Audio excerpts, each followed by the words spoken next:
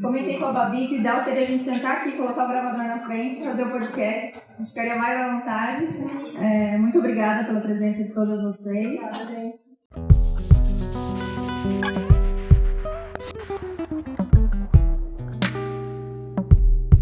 A ideia do podcast surgiu exatamente depois de ter lido Política Sexual da Carne. Eu já tinha ouvido alguns podcasts e pensei, acho que é uma maneira bacana de comunicar com as pessoas. Ainda mais que eu sou muito tímida e não queria fazer vídeo. Falei, acho que atrás de um gravador eu vou ficar mais à vontade. E rolou super bem, convidei a Babi e tem rolado muito bem. Sim. Então, antes de começar, na verdade, a gente falou primeiramente aí, mas agora já tá. Não é primeiramente fora tema. Não, é fora tema, quase fica tema. Mas a gente queria perguntar, na verdade, quem aí já leu o livro? Quem ouve o podcast? Quem é vegano vegetariano? Então tá fácil. Acho que é feminista. Quem aí não? Tá, não, só pra gente saber, porque quem ouve a gente no podcast já sabe mais ou menos como a gente fala, o que a gente fala, o que a gente tem trazido de tema e de conversa, e o que a gente considera relevante e importante nesse momento da gente falar junto com o veganismo e o feminismo. Então essas perguntas eram mais pra saber até onde a gente pode ir na conversa aqui. Então, o começo de tudo, né, pra gente meu vegetarianismo tinha pouca coisa a ver com o meu feminismo, pelo menos era isso que eu pensava. Essa é a frase que introduz o prefácio da Carol, acho que logo nas primeiras edições. E eu acho que representa muito o que a gente sente, como que foi a nossa trajetória, né? Ela tem uma trajetória incrível, ela conta a história dela no livro, mas eu acho que a gente não pode detalhar isso aqui agora, como vai ser muito tempo. Então a gente vai contar a nossa história, né? Como que a gente chegou aqui. Pra quem conhece, essa é a primeira edição aqui brasileira, tem essa capa que a gente nem gosta muito. E aí depois surgiu aquela outra edição recente.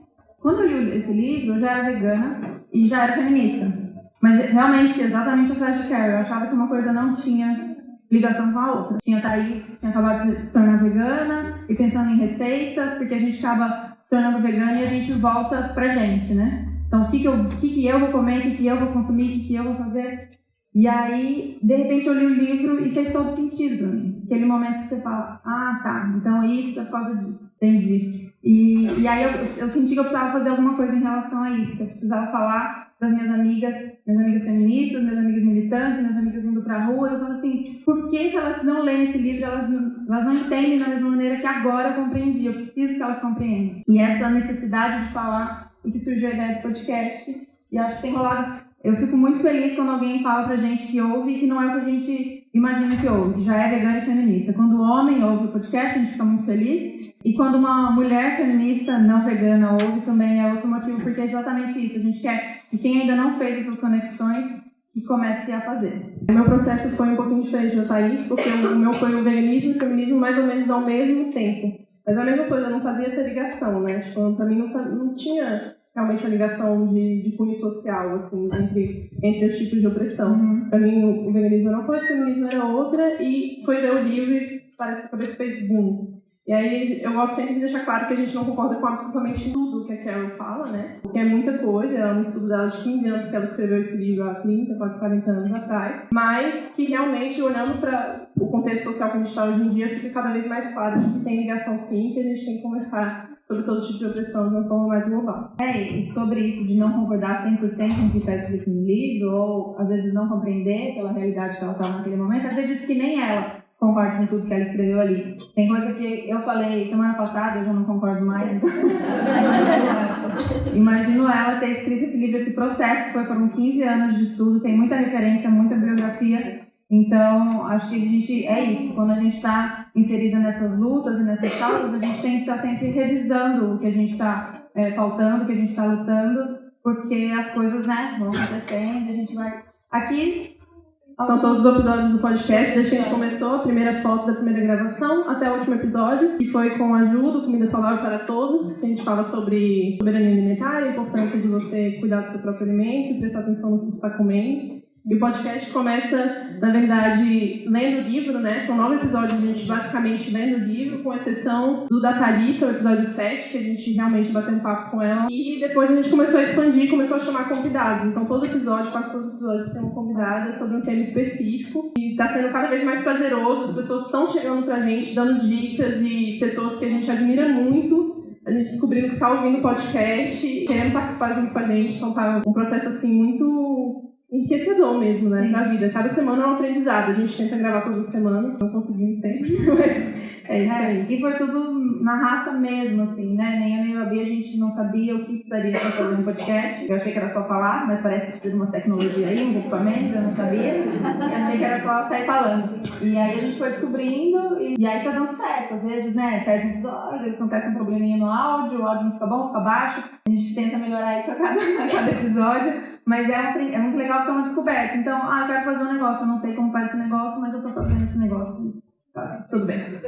Então a gente vai partir do princípio para explicar para quem ainda não sabe. Na verdade, essa é uma coisa que é muito detalhada, que eu acho que explica basicamente o livro inteiro, que é quase que uma hierarquia de opressão, que ela não é linear dessa forma, né? Mas que ela explica o contexto em que a gente está. A Carol fala que quem está em cima da pirâmide social é o humano humanizado, que aí a gente está falando do cara hétero, branco, cis, né? O topo da cadeia alimentar, top, né? O cara e cadeia social. E depois você tem o humano animalizado, que são as pessoas que são deixadas à margem da sociedade, né? Então, principalmente a população negra, indígena. Você tem o animal humanizado, que aí são os pets, que são os animais que a gente trata muitas vezes melhor do que os próprios humanos, semelhantes a nós, né? Você tem a mulher animalizada, que ela é sexualizada e é sempre comparada com os outros animais. Então, a gente vê muito nas expressões, né? Chamar uma mulher de vaca, de porca, de cachorra. Esse é o mais óbvio, na verdade, mas tem várias outras formas de você animalizar uma mulher e de você colocar ela numa posição social inferior do que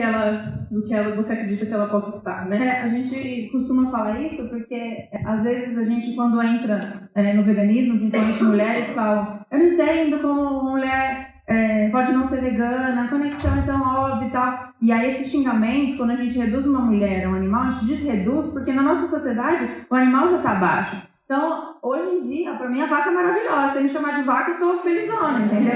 Mas não é isso que a sociedade vê.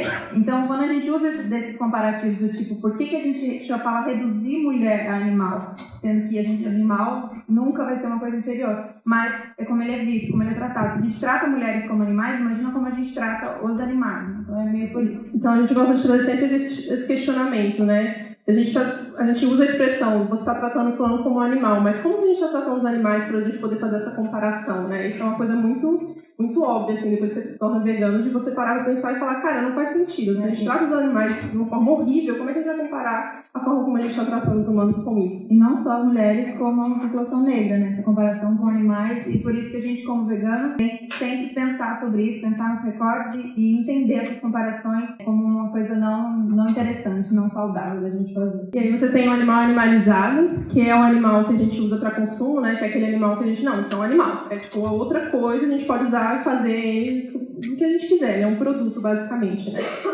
E você tem o animal feminizado, que aí, pra Carol, é o pior de todas as posições que você pode estar nessa cadeia. Eu não coloquei como pior, porque você compara muito com as relações humanas. O que é pior, né? O que é pior, exatamente. A gente não consegue comparar exatamente o sofrimento das pessoas com os animais. Mas é um animal fêmea que é usado para a indústria, para reprodução constante, que quem estuda já sabe, né? Então, as vacas leiteiras, as galinhas poedeiras, elas estão lá no sofrimento diário de produzir coisas para os humanos. Porque elas são exploradas além da sua condição de animal, na sua condição de fêmea. Então, por isso ela coloca como exploração dupla nesse sentido. Tem um conceito que a Carol vai falar durante todo o livro, e isso para quem leu um resumo do livro, vai saber que é um termo que ela usa, que é o referente ausente. Ela explica esse termo, assim, pra gente. O referente ausente é a carne, no momento que a gente está comendo essa carne. Porque aquela carne, naquele momento do prato, ela é a carne, mas aquela carne já foi um animal, um ser, uma vida e tal. Então, para a gente conseguir consumir, a gente não pode... A gente faz um exercício de não lembrar que aquele pedaço de carne já foi um animal. Então, a gente precisa, de alguma maneira, distanciar isso. Como a gente faz isso? Fragmentando, que é um dos termos que ela usa. Na verdade, a gente esvazia qualquer objetividade que aquele ser tenha para transformar aquilo em coisa, que é o processo de coisificação, que ela usa o termo também. Aí eu consigo consumir. E isso é similar ao que acontece com os animais. Com os animais é mais fácil da gente exemplificar. Então os animais estão lá, um dia, tiveram vida, tiveram história, tiveram família, tiveram tal, e a gente transforma aquilo num bife, num nuggets. E aí fica mais fácil da gente consumir porque a gente esvaziou o ser daquilo ali. Mas com mulheres isso também acontece. né? Acontece de maneira talvez um pouco mais discreta, mas acontece. Esse ser que a gente explicou, que tá no topo, né? Que ele vai e vem oprimindo todo mundo, ele também precisa fazer isso com os corpos femininos, de uma maneira que ele olhe aquele corpo e ele consiga ver aquilo como um objeto de consumo. Uma das maneiras de fazer isso é fragmentando. Tem na linguagem, que é isso que a gente já falou um pouquinho agora, e tem fragmentando, que é dividir mesmo. Então a gente divide o boi em partes para se alimentar e a gente divide mulheres em partes para consumir. Então para exemplificar isso, a gente vê muito isso na publicidade, né? Publicidade é qualquer estudo que você vai fazer, um exemplo de escrotice, você vai na publicidade que você vai encontrar lá. E aí na publicidade a gente vai ver várias propagandas dividindo a mulher dessa maneira. Então, ou a gente é só bunda, ou a gente é só peito, ou cobre o rosto, ou dando funções que são fragmentadas, tipo mulher eletrodoméstico, mulher fruta, mulher cerveja, coisas nesse sentido. E a fragmentação ela é física e ela é na linguagem principalmente, que eu acho que a gente não percebe, né? Então a gente fala muito no podcast como que a gente ensina as pessoas a comerem carne, né? Como que a gente aprendeu a comer carne? A gente não aprendeu a comer carne ouvindo que aquela carne era um animal, um Peppa Pig. A gente aprendeu ouvindo que era carninha, era um nuggets, era um pedacinho, é sempre um picadinho, é a carne moída, nunca é isso aqui é um boi, uma vaca, uma galinha. Eu acho que se todo mundo aprendesse dessa forma desde pequeno, ia ser muito mais difícil comer, né? Mas realmente a gente não aprende. Então acho que o primeiro contato que a gente tem com isso é com a linguagem, para depois perceber que a gente parte os animais em pedaços. A Carol explica no livro que o referente ausente total, que é o que a gente faz hoje da maneira de consumir animais, isso foi uma construção na nossa história. A gente nem sempre foi assim, né? Então ela explica os estágios de consumo da carne. Então quando a gente precisou sair para caçar aquele animal, porque a gente estava aqui, o animal estava ali, e aí um dia alguém teve a brilhante ideia de que a gente precisava comer aquele animal. A gente precisava fazer coisas, eram ações diretas de que a gente precisava reunir um grupo, esse grupo precisava sair e precisava pegar aquele animal e comer. O que a gente conseguia fazer com o que a gente tem, né, de ferramenta, nossas unhas e nossos super caninos? Sei lá, uma mosca, talvez. Então eram pequenos, a gente comia bastante frutos, então a quantidade de vegetais e frutas que a gente comia era muito maior, e animais, assim, eventualmente, numa situação muito, né, difícil, demorada, então aquilo tinha que se dado um valor, né? Porque foi tão difícil conseguir aquele animal, tinha dado um valor. Depois a gente foi caminhando para ter ferramentas. Com essas ferramentas a gente já conseguia, né, de uma maneira melhor, prender aqueles animais, mas pegar aqueles animais para consumir. Quando a gente descobriu que dava para cercar esses animais, que é o momento que acontece a domesticação, aí tudo ficou mais fácil. Então eu coloquei lá no meu quintal, na minha propriedade, e fechei esses animais com cerca. Nesse momento que surgiu também a tal do animal feminilizado, porque se eu tenho uma vaca que agora está no meu quintal, aí eu consigo explorá-la de maneira constante. E aí depois teve um momento que a gente descobriu a indústria, e aí a coisa foi embora. Então quando surgiu a indústria, do jeito que a gente conhece hoje, o referente ausente ficou mais forte. Quando se fala, mas minha avó, minha bisavó matava a galinha e eu via, e eu comia. Sim, a gente comia, mas a gente pode lembrar que era de maneira muito mais fácil. A gente comia menos quantidade. Hoje em dia é tudo muito fácil, né? Então a gente come muito mais e a gente distancia muito mais. A maior relação hoje que a gente tem com esses animais é no prato. Muitas crianças, adolescentes nunca viram uma vaca, nunca se relacionaram com esses animais. Nossa relação hoje com o animal é no prato. Então, por isso, hoje o referente ausente é muito mais forte, muito por conta da indústria. E aí, muita gente pode se perguntar, mas meninas, vocês usaram propaganda da PETA para exemplificar o que vocês estão falando. E aí é uma coisa que a própria Carol colocou de o quanto que está inserido na nossa sociedade a política sexual da carne, que leva uma organização produtora dos direitos animais com uma PETA gigantesca a usar uma imagem totalmente sexista para identificar o que eles estão falando. Ano passado o cara da PETA veio aqui, né? Foi a Mayara que questionou, vou dedicar. E ele disse que foi porque que a Pamela Anderson, que é essa modelo aí, aceitou. Ela quis, ela fez fazendo isso, ninguém obrigou ela a fazer isso. E que é isso aí, publicidade, né? Tem que vender a ideia e dessa forma eles conseguem alcançar muita gente. O importante é salvar os animais, as mulheres. E esse é o questionamento que a gente traz, é salvar os animais acima de tudo, acima de todas as questões sociais. Então a gente continuou. Uma das coisas que acontece muito, que a gente ouve muito, na verdade, que a Carol começou a fazer essa ligação e que eu acho que é muito óbvio de qual que é a ligação entre feminismo e veganismo. Essa frase, pra mim, já exemplifica bem. Quem nunca se sentiu, qual mulher aqui nunca se sentiu como um pedaço de carne andando na rua E principalmente com a mulher que já foi violentada, que não soltou essa frase. Eu me senti como um pedaço de carne, ele me tratou como um pedaço de carne. Pra mim, essa frase já resume basicamente tudo, né? Ela é autoexplicativa, assim. Isso é uma coisa muito frequente que acontece, que a gente tem que sempre questionar. Eu acho que esse processo se deu justamente quando eu falei um pouquinho ali dos estágios do consumo da carne. Como foi um processo que a gente veio construindo enquanto sociedade, a sociedade que a gente construiu enquanto da sociedade patriarcal, o consumo da carne veio crescendo junto, não sei se junto com o patriarcado ou por causa do patriarcado. Então, quando esse cara ele consegue chegar nesse estágio de que ele está no topo, então ele tem acesso à carne, o consumo da carne sempre foi ligado a poder. Então, quem consumia carne, quem tinha poder. Hoje a carne está aqui, né, para nós que conseguimos ter o poder de consumo, a gente consegue consumir. Mas no momento de escassez, se você está numa família que não tem dinheiro ou numa sociedade que não tem tanto acesso, quem vai se privar do consumo da carne, já que a carne, então, é esse elemento tão precioso? A mulher, né? Que é aquela síndrome da vozinha, ou síndrome da doadora que a gente fala. A Carol mostrou em estudos, inclusive, em depoimentos, porque a gente não falou, mas a Carol faz um trabalho com mulheres, e principalmente com mulheres em situação de vulnerabilidade. Durante a faculdade, ela acolhia essas mulheres na casa dela, ela e o companheiro dela. Então, ela tem esse estudo, e a gente não precisa nem de estudo, acho que a gente já ouviu essa história muitas vezes. Numa família em que a carne era pouca, aquela carne era para o homem. E aí a mulher, não, então eu vou abrir mão para o meu marido e para os meus filhos. E aí começou a configurar essa situação de que mulheres comiam vegetais e homens comiam carne. Mas os vegetais como sobra. Então, como construir um padrão de que vegetais são alimentos legais, são complexos o suficiente, se ele foi colocado como um alimento de segunda classe?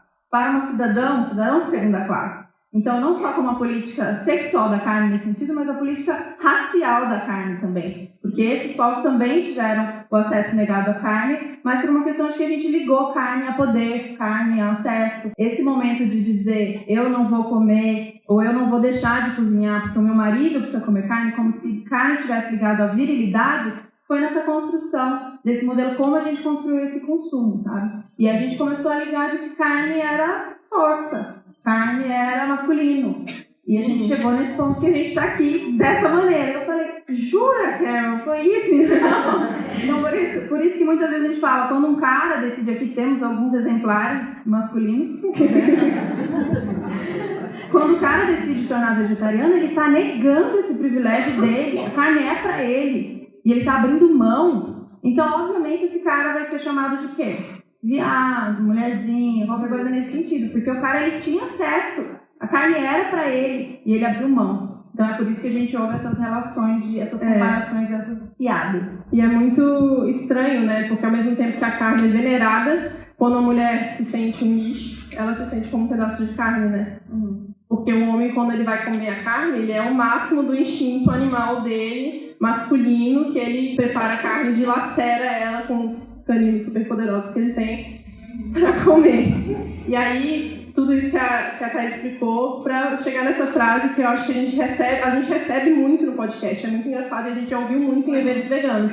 Ou conversando com as pessoas descobrem que a gente é vegano, não come carne, e vem uma mulher e fala, eu até gostaria de ser vegetariano, parar de comer carne, mas eu preciso cozinhar para o meu marido e para os meus filhos, então não posso deixar de privar eles desse privilégio, porque é um privilégio social você comer carne até hoje. É muito louco, eu acho que quem aqui é vegano, vegetariano, já ouviu alguma mulher desabafando uma frase dessa. A gente já ouve muito mesmo. E tem tanto as que acham que por isso não podem se tornar veganas, vegetarianas, ou perguntam pra gente como se tivesse um certificado. Deixa eu te contar uma coisa, eu sou vegana porque assim, eu não como, mas eu cozinho pro meu marido. E é muito triste isso, porque o contrário eu nunca ouvi. Não existe o contrário, assim, né?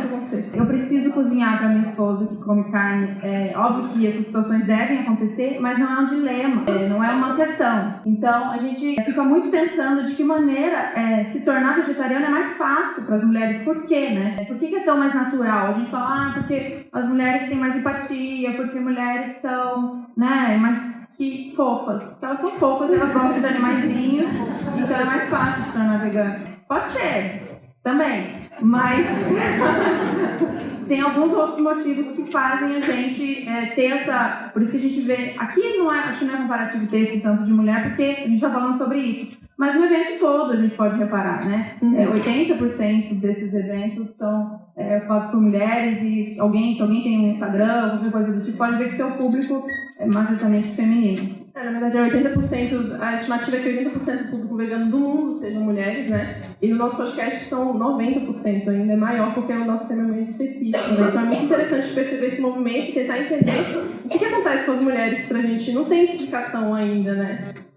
Lógica pra isso. Uma coisa que a gente fala muito isso, e às vezes parece uma coisa do tipo, então homens, né, não é pra vocês. Ao contrário, né? Essa imposição de patriarcado é ruim para os homens também, né? Porque é uma prisão, você tem que se manter... Eu acho que os caras nem verbalizam isso, porque os caras não verbalizam, mas coisas do tipo, pô, eu poderia até ser vegetariana, mas eu não vou encarar essa pressão, sabe? Como é que vai ser no trampo, no churrasco? Como eu vou dizer isso? Então isso é uma prisão para os caras também, sabe? Então, quebrar todo esse sistema que a gente está falando, quebrar com o carnismo, quebrar com o patriarcado, é legal para todo mundo, vai ser incrível para eles também. E aí tem um exemplo muito clássico, na verdade, eu amo esse exemplo. Quer dizer, propaganda, em termos de propaganda e design, ela é maravilhosa. Eu sou designer, então eu acho incrível essa proposta de livro, mas eu quero mostrar para vocês como que é, e depois a gente vai detalhar ainda mais essa questão.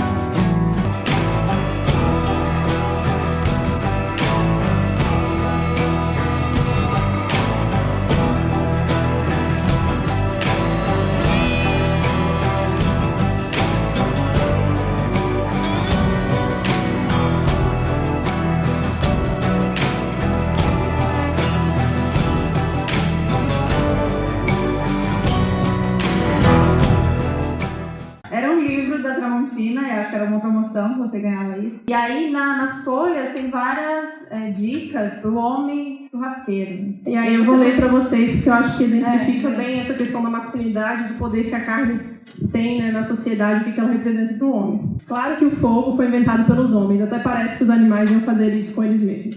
Os neandertais criaram fogo. Nós criamos agora rolê, vamos trazer os neandertais de volta. Não tenho nada contra vegetarianos, contanto que eles não encostem no meu chimichurri. Muitas coisas separam homens de meninos, os churrascos separam homens de homens. A gente não pinta, não esculpe, não fotografa. A gente só assa. Existe café da manhã, o almoço, o jantar e existe o churrasco. Todos de cima a mulher que faz e o churrasco é o homem que faz, né? Churrasco não é coisa de macho, porque dizer que coisa de macho é coisa de macho não é coisa de macho. E o único pecado da carne é acabar a carne. Basicamente não existe carne mais. Em termos estéticos, é uma propaganda muito bonita. Esse livro existe e você tem como comprar a versão dele simplificada nas livrarias. Só que assim, ele basicamente resume tudo que a gente falou. A gente pode acabar a palestra agora.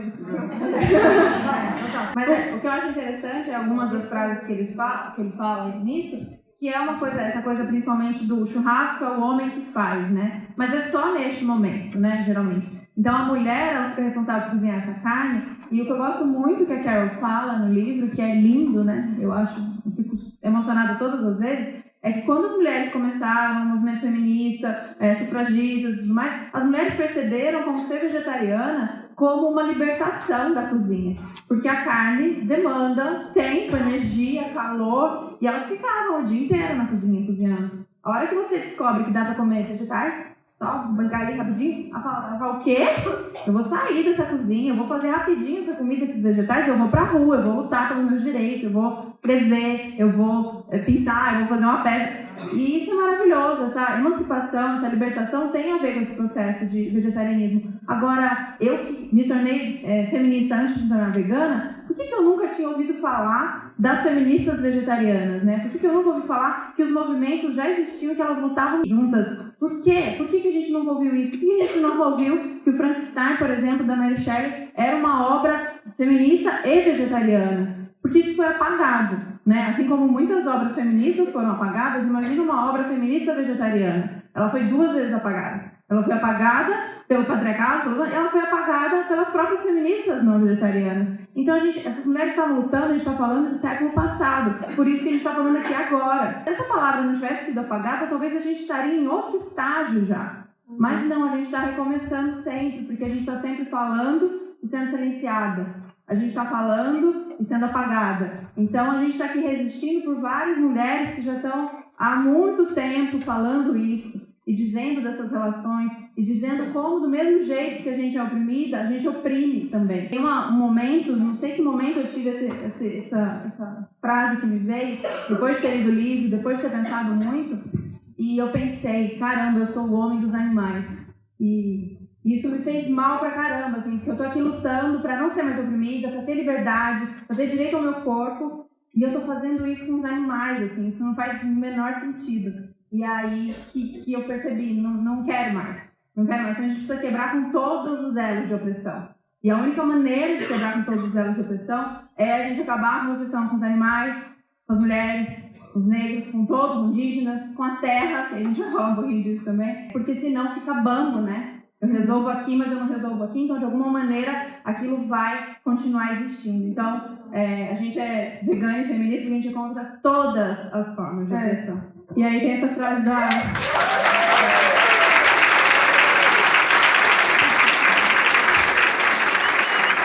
E aí tem essa frase da Audre Lorde, que eu acho que representa muito tudo isso que a gente está falando, que é: eu não sou livre enquanto a mulher for prisioneira, mesmo que as correntes dela sejam diferentes das minhas. E isso resume basicamente, né, a gente sempre fala no podcast, a gente está numa posição de privilégio, eu e Thaís, como indivíduos, nós estamos numa posição de privilégio e a gente tem consciência disso e a gente tenta desconstruir isso constantemente, porque quantas mulheres aí não estão sofrendo diariamente e a gente só corre, né, com essa opressão, assim, a gente só como é que essa frase parece muito quando a gente ouviu uma fala da Djamila, não sei aqui que conhece a Djamila Ribeiro, maravilhosa, não é vegana, mas vai ser, tenho certeza.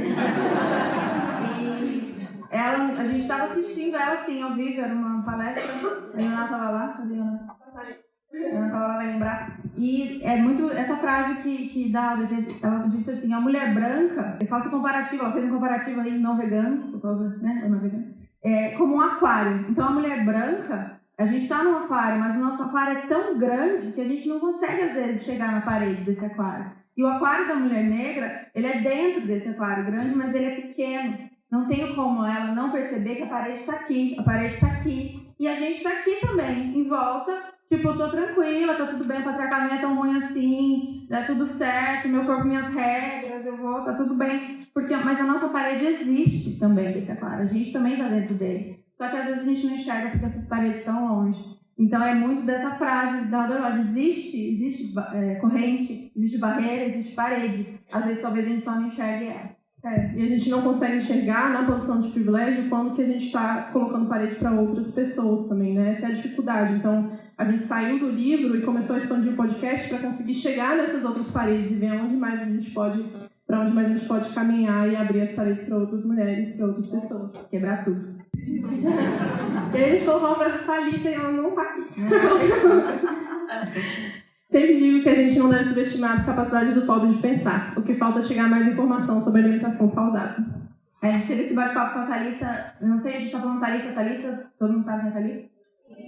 Ela é a próxima palestrante, gente. Não precisa nem explicar, só fiquem. A Thalita é muito maravilhosa e a gente teve a honra de gravar um episódio com ela no podcast. E aí, às vezes, a gente, né, nessa posição aqui, privilegiada, de perdizes, brancas, tá? Tem muita pergunta assim: mas como fala, né, de vegetarianismo, de veganismo na periferia? não sei como falo, o que eu falo, E aí ela falou exatamente isso, gente, tá tudo bem, só falar, as pessoas entendem. A gente tem um tempo, nossa, mas né, como é que eu vou explicar essa coisa tão difícil de entender? Né? Não dá pra ser pra todo mundo, é o que a gente mais ouve. Não dá pra ser todo mundo ser vegano, não dá. Como é que eu vou falar pra uma mãe preta da periferia que ela vai ter que alimentar os filhos dela de forma vegana? Calma, gente, não é assim. A gente vai falar, tipo, alimentação não é a questão, né, de chegar lá dizendo, vou trazer aqui a informação que você não tem, né? Mas, assim, dá para conversar, as pessoas entendem, né? Que coisa louca, as pessoas entendem.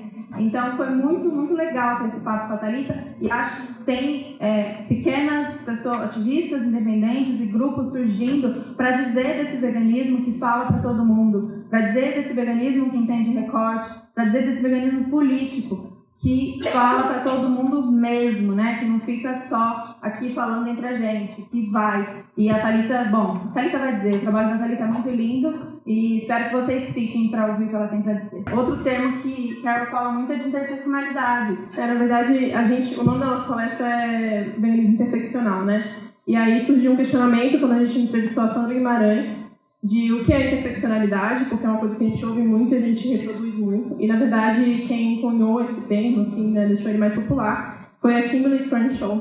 É uma americana, negra, feminista, que traz essa questão da interseccionalidade para a questão da opressão. Ela, como feminista negra, né, como mulher negra, ela sofre uma dupla opressão. Então, a interseccionalidade, ela diz respeito à opressão, e não ao ativismo em si. E a gente achou isso muito interessante, porque a gente estava reproduzindo esse termo sem saber de onde ele vinha, né? Então foi bem legal ver isso, e aí a Sandra trouxe a ideia de trazer, então, o termo veganismo político ao invés do interseccional, e a gente achou muito legal, porque realmente é isso, a gente está abrangindo todas as partes sociais que a gente pode trazer a mudança a partir do veganismo e do feminismo. Então ele é político, porque comer é político, ser mulher é político, a gente não tem pra onde fugir.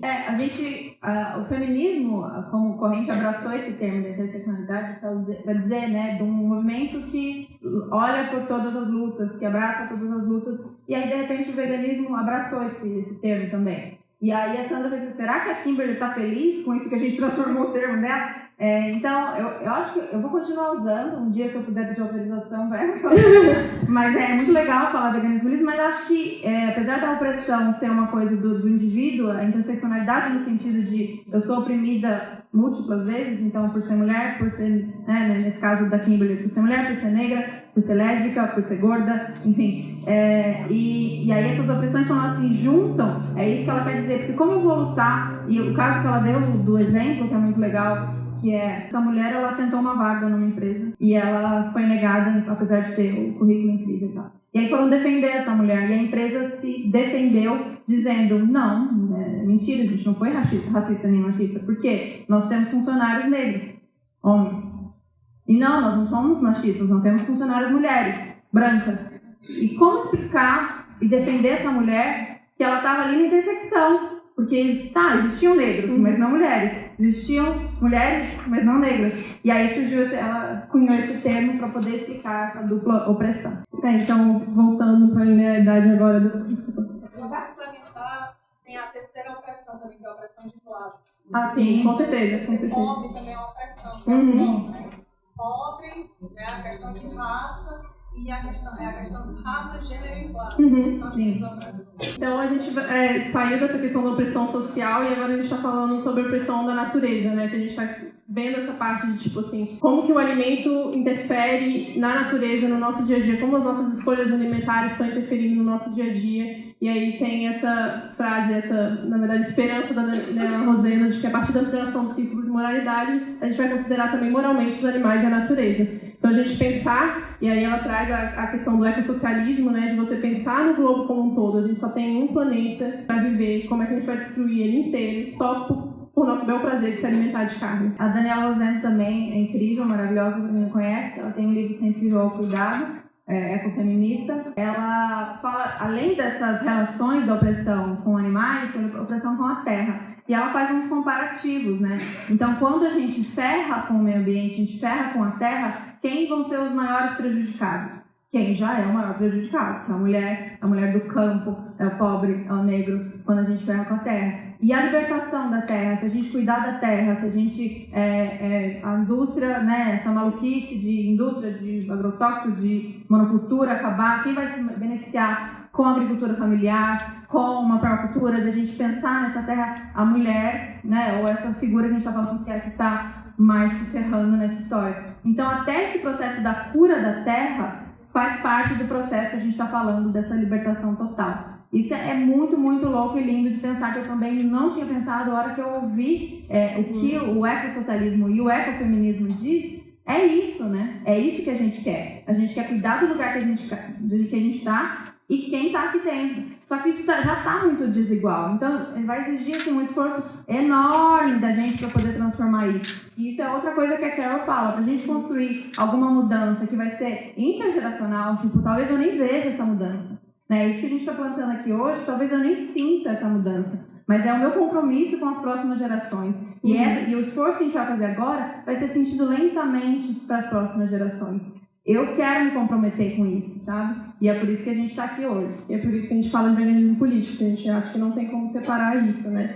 E é por isso que a gente começou a falar muito no podcast sobre reforma agrária, é importante da gente falar, né, do trabalho do MST, dos pequenos agricultores, porque a gente precisa trazer de volta, a gente não precisa ir para o campo para ter essa mudança. A gente precisa trazer de volta esse resgate do contato com o campo que a gente perdeu, principalmente aqui numa cidade como São Paulo. O campo virou outro, né? O outro. A gente está aqui e onde é feita a nossa comida, não tenho nem ideia. É lá, é longe, é além. E aí eu tinha separado um vídeo da Angela Davis pra gente ver, mas como já está terminando, a gente quer fazer mais alguma coisa aqui, eu vou falar o que ela disse. A Angela Davis é uma ativista negra vegana famosérrima. Na verdade, ela foi Pantera Negra nos anos 70 e ela virou vegana há uns 6 anos, mais ou menos. Então, nesse vídeo ela fala que ela não fala muito sobre isso, mas agora, não falava muito sobre isso, mas agora ela vê isso como um momento crucial.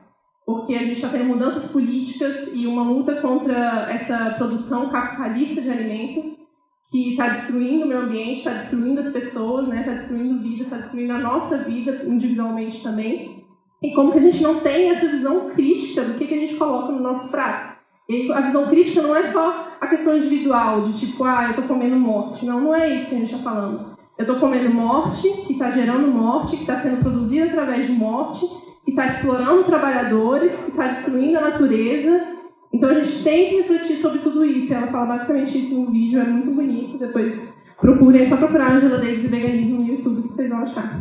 E aí a gente chega na máxima da Alice Walker, que é a frase mais linda de todas. Tem várias camisas com essa frase, que é: os animais do mundo existem para os seus próprios propósitos. Não foram feitos para os seres humanos, do mesmo jeito que os negros não foram feitos para os brancos, nem as mulheres para os homens. Então a gente tem a individualidade de cada um e a expressão social de cada um, que a gente não pode invalidar só porque a gente quer, sente prazer. Basicamente, a gente quer consumir porque todo mundo foi transformado em produto. E aí, gente, a gente quer convidar vocês...